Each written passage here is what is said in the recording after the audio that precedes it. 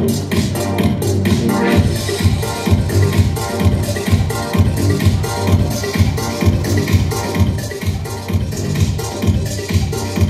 عزیز، کار زیبای جناب آقای مهدی آدمی ریاست هیئت بدنسازی و ارشاد استان کرمانشاه برای اولین بار در ایران مجسمه ساندو جایزه داده شد. تشریف بفرمایید آقای آدمی برای کار زیبایی که انجام دادن.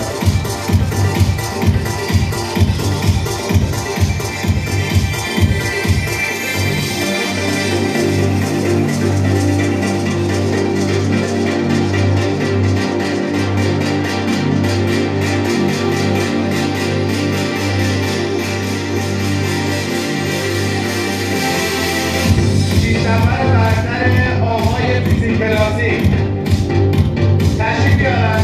شماره های 293 351 188 419 410 تشریف بیارن. رسید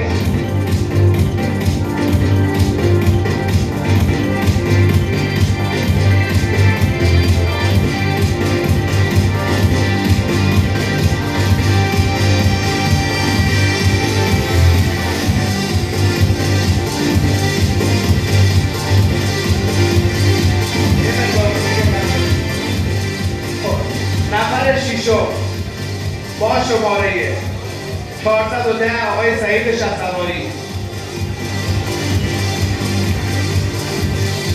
نفر پنجم با شماره 419 آقای یوسفی. نفر چهارم با شماره 88 امین فدایی. سه نفر برزن بیاد جلو.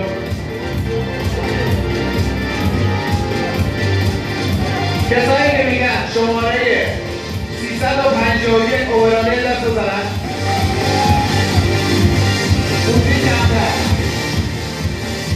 کسایی که میگن شماره 293 اورالی دست بزنن.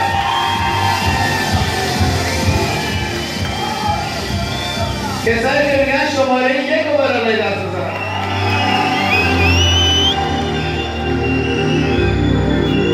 نفر سوم این دو دست رقابت‌ها با شماره 351